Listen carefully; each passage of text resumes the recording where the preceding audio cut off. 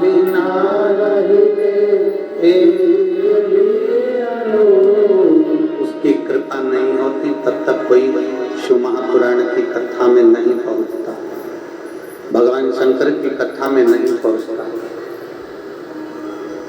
और देवाधिदेव महादेव ने करुणा करी है, देवाधिदेव महादेव ने कृपा करी, तब हम इतनी चिलचिलाती हुई धूप में शिव महापुराण की कथा में पहुंचे हैं। हमने पहले भी कथा में कहा, बगीचे में से वही फूल तोड़ा जाता है जो फूल सुंदर होता है, जो फूल आपको पसंद आता है। बगीचे से वही पुष्प तोड़ा जाता है जो पुष्प आपको पसंद आता है, आपको अच्छा लगता है, आपको प्रिय लगता है। उसी तरह शिव महापुराण कथा में वही पहुंचता है जिसको महादेव प्रिय लगते हैं, जिनको महादेव की प्रियता होती है, वो प्रियता।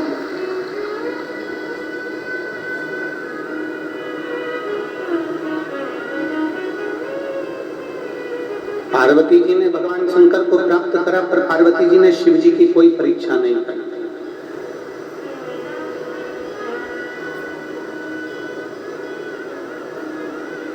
शंकर भगवान ने माता पार्वती जी की परीक्षा करी, पर शिव जी ने माता पार्वती की परीक्षा करी, पर पार्वती जी ने शिव जी की कोई परीक्षा नहीं की।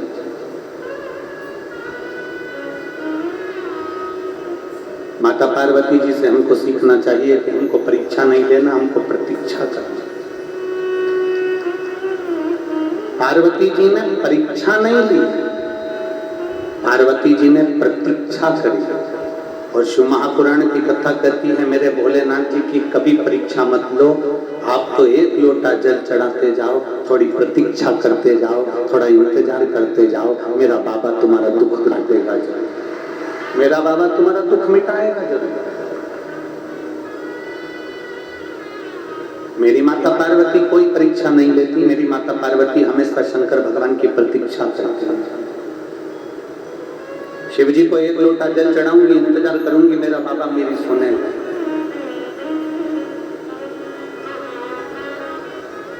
मेरा देवाधिदेव महादेव मेरी सुनेगा, ये निश्चित है। थोड़ा इंतजार करिए, थोड़ी प्रतीक्षा करिए। और जब हम प्रतीक्षा करते हैं तो उसका फल मिलता जाता है। थोड़ा इंतजार करिए, थोड़ा धैर्य रखिए।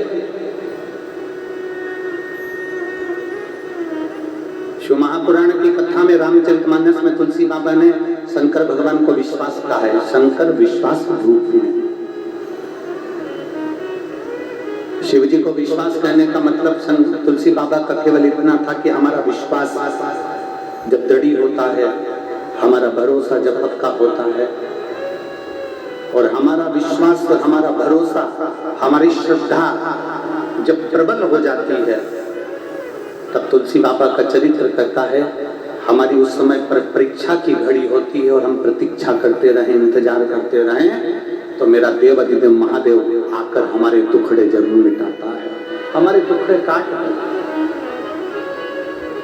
तेरे मंदिर में आना मेरा काम है और मेरी बिगड़ी बनाना तेरा, ये उसकी मर्जी। हमने पहले कथा में कहा, आप इतनी मेहनत करिए, आप अच्छी पढ़ाई करिए, इतनी मेहनत करो, इतना पढ़ो, इतना मेहनत करो और इतनी प्रबल मेहनत करो कि परमात्मा भी सोचे कि अब मेरे को इसको कुछ ना कुछ प्रदान करना है।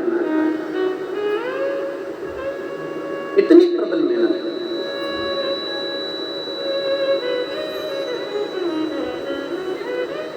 वेद व्यास जी महाराज ने इतने सारे पुराणों की रचना करी है,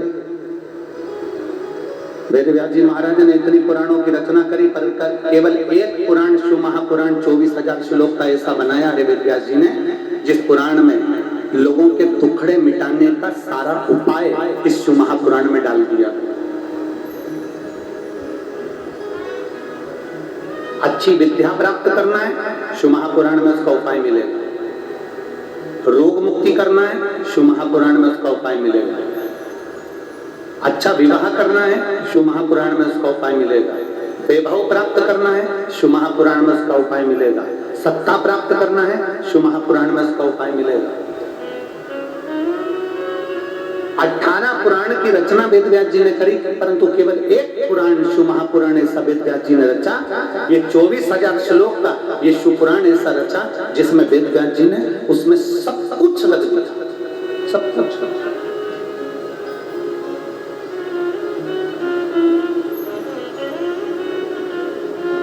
जैसे मेरी चतुर माताएं होती हैं, 18 पुराण में एक पुराण वेद व्यास जी ने रची जिसमें सारे उपाय दे दिए।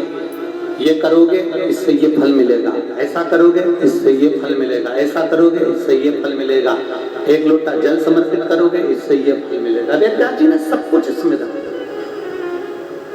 ये उसी तरह जैसे मेरी जो माताएं यहाँ पर बैठी हैं, इन सबके घर में एक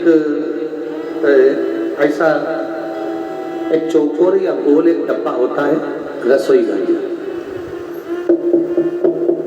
रसोई घर में एक चौकोर या गोल डब्बा रहता है, उसमें इतने बड़े बड़े खंड रहते हैं। क्या बोलते हैं उसको? मसाला दानी। उसमें हल्दी, मिर्ची, हींग, राई, जीरा, धनिया, गरम मसाला सब उस डब्बे में रहता है। अब आपको अलग अलग डब्बे उठाना पड़ते हैं क्या? वो एक मसालदानी मेरी जीजियां उठाती हैं और सब्जी बगाड़ देती है। सब्जी को बगाड़ने के लिए एक मसालदानी में उस जीजी ने, मेरी दीदी ने सब कुछ भर कर रखा है। एक मसालदानी उठाओ और सारी सब्जी बगाड़ दो। उसी तरह एक शिव पुराण उठाओ और पूरे दुखों को मिटाओ।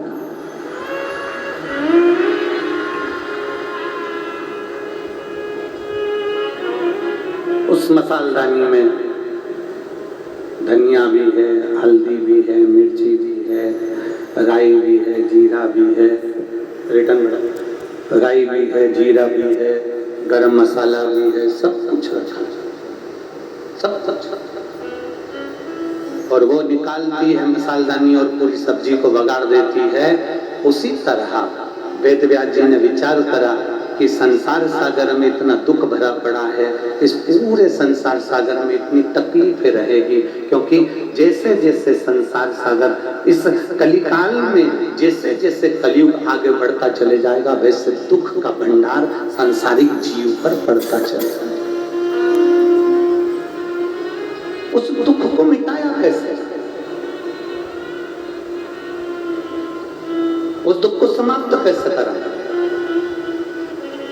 उस दुख को नष्ट कैसे करा? तो उसका एक सार तत्व वेद व्यास जी ने लिख दिया। शिव महापुराण 24,000 श्लोक की ये पुराण की रचना वेद व्यास जी ने कर दी। और इस पुराण में उन्होंने वर्णन कर दिया कि जो इस पुराण को दिल से श्रवण करेगा, इस पुराण को दिल से मनन चिंतन करेगा, मनन चिंतन। जैसे माननीय मुख्यमंत्री जी अभी